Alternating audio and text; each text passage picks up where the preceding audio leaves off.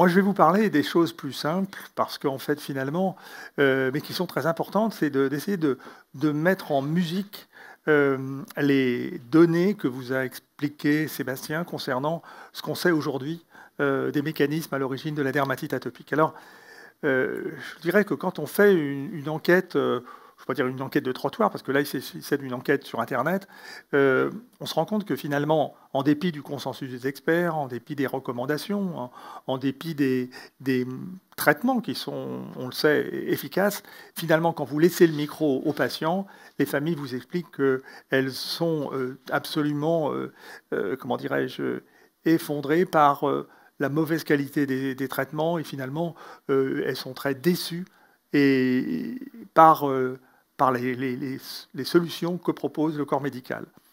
Il y a une étude qui est parue il n'y a pas longtemps, 85% des patients interrogés ou des familles de patients interrogés disaient ça. Alors, c'est vrai que quand on parle de ça, on peut se dire que vraisemblablement, il y a des causes à tout ça. Parce que d'abord, le traitement est mal exprimé, mal expliqué, et il est souvent donc mal fait, bien évidemment.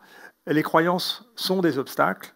On a dit un mot tout à l'heure des craintes vis-à-vis des corticoïdes, et c'est vrai que c'est quelque chose de très important, mais aussi le fait d'imaginer que l'allergie a un rôle fondamental, et vous l'avez vu, il n'est pas si fondamental que ça aussi, ça correspond à des croyances fausses.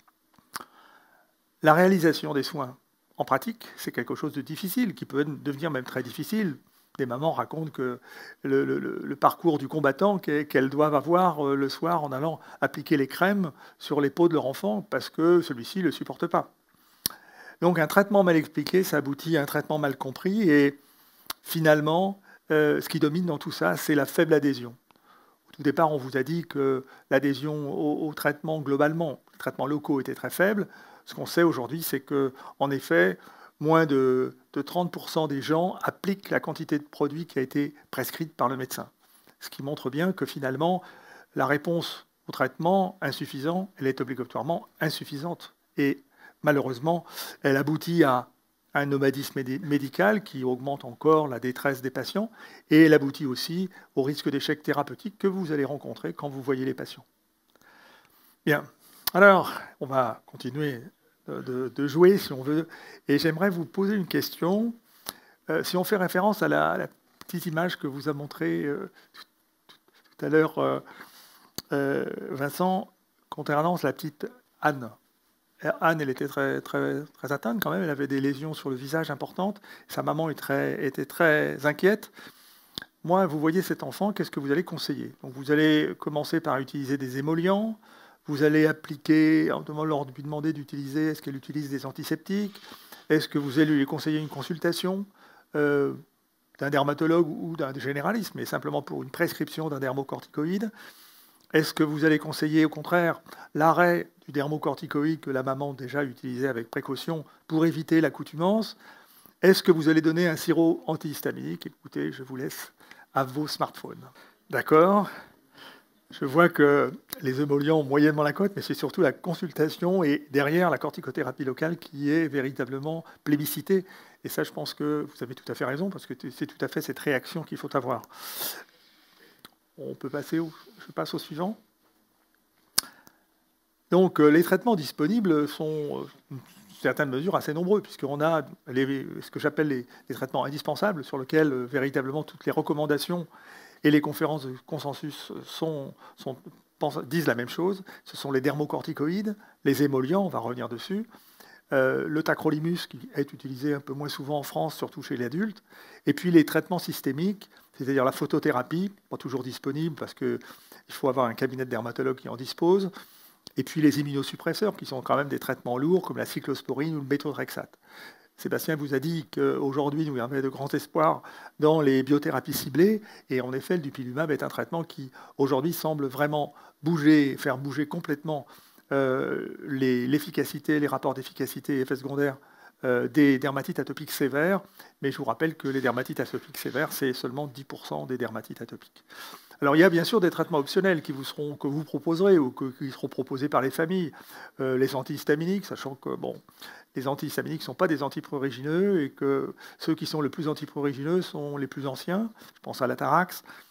Les prébiotiques et les probiotiques, là aussi, il y a discussion. Et enfin, les cures thermales, là aussi, il y a des possibilités. Ce sur quoi je voudrais revenir et que vous pouvez vraiment partager avec les familles, et en reprenant les explications qui vous ont été données tout à l'heure, c'est vrai qu'aujourd'hui, vous avez compris que la poussée dermatite atopique correspondait en fait à deux phénomènes. Un phénomène d'inflammation cutanée, et cette inflammation cutanée, elle devait bien sûr être contrée par un traitement anti-inflammatoire, et c'est le petit pompier que vous voyez ici. Et les crèmes à base de cortisone sont les crèmes qui sont prévues pour réduire l'inflammation. Et puis vous avez à côté de cela la peau sèche, puisque la peau non inflammatoire est tout de même pathologique chez le patient atopique. Et vous voyez donc que l'émollient a tout à fait son rôle pour reconstruire la barrière cutanée. Alors parlons des émollients. Ils vont reconstruire la barrière cutanée, c'est vrai. Ils vont lutter contre la sécheresse de la peau, c'est vrai aussi. Ils vont aussi participer à la diminution de la démangeaison. Ils vont limiter la fréquence des poussées. Tous ces éléments-là ont été démontrés. Puis plus récemment, on a plusieurs études qui ont montré que leur usage dès la naissance chez des enfants à risque diminuait le risque de survenue de l'eczéma. Donc ça, si vous voulez, c'est quelque chose qui renforce le fait que l'émollient peut être véritablement un traitement à part entière de la dermatite atopique. Alors je rappelle quand même quelque chose, c'est que l'émollient peut faire beaucoup de choses, mais pas traiter les zones inflammatoires. Et je vous rappelle que sur les zones inflammatoires, surtout quand elles sont très inflammatoires, en général, c'est très mal toléré. Alors évitez de le prescrire à ça, évitez de conseiller les gens, parce que finalement, ça aboutit au contraire à des réactions. Ah non, non, je ne peux pas utiliser ce produit-là parce que ça m'a brûlé. Où est-ce que vous l'avez mis? Ah ben, je l'ai mis sur les peaux rouges. Ben, ce n'était pas là où il fallait le mettre. Et c'est ce que vous pouvez leur expliquer. Quant aux dermocorticoïdes, vaste sujet, on en reparlera largement dans le module 3. Les formes galéniques doivent être choisies en fonction de plein de choses, de l'intensité, de l'âge de l'enfant, de la localisation des lésions, et puis, in fine, et ce qui est très important aussi, en fonction du choix du patient. Car il est vraiment difficile d'obtenir une bonne observance si les patients n'apprécient pas la crème ou le produit que vous allez leur donner. Donc je vous assure que ça vaut le coup éventuellement d'avoir dans votre officine un paquet de petits échantillons pour pouvoir leur demander quelle forme galénique est la plus adaptée pour eux. Ce que vous avez en dessous de la diapositive, c'est de vous rappeler tout simplement ce que vous savez déjà, c'est-à-dire qu'il existe plusieurs classes de dermocorticoïdes, du moins anti-inflammatoire au plus anti-inflammatoire, et que c'est vrai qu'en règle générale, concernant les classes 2 et les classes 3, c'est ceux-ci qui sont les plus adaptés pour la prise en charge de la dermatite atopique. Alors, le problème de choisir un dermocorticoïde est une chose, mais le problème de savoir quand le mettre et comment l'utiliser en est une autre. Et là, je voudrais vous montrer sur ce schéma un petit peu la chronologie des faits. Qu'est-ce qui passe quand vous avez une poussée d'eczéma? Bon, vous voyez ici en intensité la dermatite atopique et puis le temps en abscisse. Ce qui se produit, c'est qu'évidemment, quand vous avez une poussée de dermatite atopique en phase d'attaque, qu'est-ce que vous allez faire? Vous allez proposer au patient d'utiliser largement un dermocorticoïde, et ça pendant une période de temps suffisante pour vraiment obtenir une disparition de l'inflammation. C'est-à-dire ça va demander peut-être 5-6 jours ou 10 jours, 15 jours, peu importe, mais il faut arriver à obtenir une mise en rémission. Et vous voyez que la rémission, elle correspond à la courbe, la partie de la courbe qui est située sous le trait orange, qui correspond en fait à la zone de contrôle de l'eczéma. Bon. Le problème simplement, c'est que quand on fait que ça, eh bien, évidemment, on n'empêche pas une autre poussée de survenir et on arrive à ces phénomènes bien connus de gens qui vous disent « écoutez, j'en ai marre, à chaque fois que j'arrête les corticoïdes, ça revient de plus en plus fort et donc par conséquent, je ne souscris pas à la poursuite du traitement ». C'est à ce moment-là, parce qu'ils ne connaissent pas la nécessité d'utiliser en phase d'entretien ce qu'on appelle, nous, un traitement proactif. Traitement proactif, c'est un traitement qui va être utilisé dermocorticoïde qui va être utilisé sur les zones inflammatoires ou qui était anciennement inflammatoire seulement 2 fois par semaine. Et là, on a pu démontrer, à la fois pour l'usage des dermocorticoïdes, mais aussi pour l'usage du tacrolimus, que l'utilisation de ce type de schéma, c'était quelque chose qui permettait de diminuer la fréquence des poussées et de prolonger la durée des rémissions. Donc ça, c'est vraiment, ce traitement proactif, c'est vraiment important. Alors, de temps en temps, c'est vrai qu'au milieu d'une d'une phase d'entretien, vous pouvez avoir une nouvelle poussée qui survient. Bon, ben, à ce moment-là, vous faites de nouveau appel aux règles que vous avez utilisées déjà pour la phase d'attaque, c'est-à-dire le recours à un traitement dermocorticoïde quotidien jusqu'à disparition de l'inflammation. Donc, si vous voulez, ce petit schéma-là est un schéma qui peut vraiment être compris. En plus, je dois dire que pour l'utiliser, notamment chez les grands enfants ou chez les adolescents, ceux-ci apprécient le fait de passer d'une application quotidienne à une application 2 fois par semaine. Bon, le traitement, là, c'est un schéma qui est un peu brouillon. Je voulais montrer simplement parce que ça correspond à un consensus du groupe européen d'experts sur la dermatite atopique. Et ce que moi j'aimerais vous montrer, c'est vous avez d'une part les formes contrôlées qu'on va opposer aux formes non contrôlées.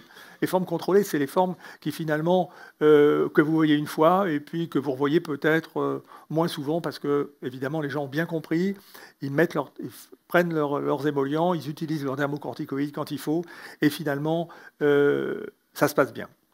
Moi je voudrais revenir sur les formes non contrôlées.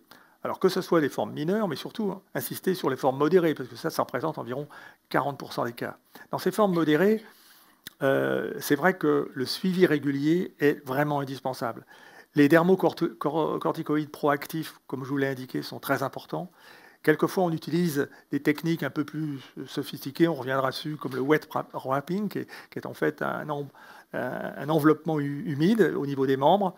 Et tout ça, c'est des choses qui peuvent être faites en contemporain avec une éducation individuelle. Les formes sévères aussi, bien sûr, elles seront plutôt orientées vers des centres spécialisés. Alors ça, c'est la dernière diapositive. Pour vous montrer à gauche le côté du médecin, et quelquefois, beaucoup de gens pensent, y compris des médecins, que finalement, tout le monde peut faire n'importe quoi sur l'eczéma, que finalement, il n'y a pas de ligne et de guidelines particulières. En fait, vous voyez que ce n'est pas tout à fait vrai, c'est même pas du tout vrai, parce que la stratégie thérapeutique, elle répond à des algorithmes très simples, qui sont d'abord dermatite atopique en poussée, ce que je viens de vous dire, traitement d'attaque, lésions jusqu'à leur disparition, pas de dose maximum, jusqu'à obtention d'une rémission. On revoit le patient 1 mois plus tard, ça c'est très important, et c'est de la responsabilité du médecin de s'y engager. Ensuite, 2 situations. Soit la dermatite atopique est contrôlée, et auquel cas vous allez faire commencer un début d'entretien. Donc vous voyez ce que vous pouvez proposer aux patients qui sont quelquefois un peu perdus en disant ben voilà, ça va beaucoup mieux, mais j'ai peur que ça revienne. Donc vous proposez ce traitement d'entretien proactif. Et puis dans les formes non contrôlées, elle a aussi 2 situations. L'important, c'est d'évaluer l'adhésion du traitement. L'adhésion du traitement, ça s'évalue de plusieurs techniques. Enfin, disons que globalement, la mauvaise adhésion, c'est la situation la plus fréquente. Et c'est vrai que la corticophobie, elle est souvent à l'origine de cette mauvaise adhésion. Les gens vous disent « Oui, bah, finalement, j'ai utilisé depuis 2 mois seulement un quart de tube du dermocorticoïde que vous m'avez proposé pour une dermatite atopique qui me gâche la vie. » C'est évident, là, il n'y a pas photo. Hein, vous voyez très bien qu'il se passe quelque chose. Donc là, on reverra ensemble comment travailler sur la corticophobie. Et puis, il y a des situations qui sont plus rares, où il semble que l'adhésion soit bonne, mais où finalement les résultats ne sont pas bons. Et là, il faut s'interroger, éventuellement se poser la question d'une allergie digestive associée, ou quelquefois d'une allergie de contact chez l'enfant plus grand, quelquefois d'un déficit immunitaire. Bref, c'est des pathologies qui, elles, sont des pathologies plutôt hospitalières. Alors vous comprenez que dans la deuxième partie de la slide, entre la théorie et la pratique, vous avez l'officine, et qu'à l'officine, vous avez vraiment tout à fait votre rôle, à la fois d'accompagnement, à la fois d'orientation et d'éducation. Je vous remercie pour votre attention.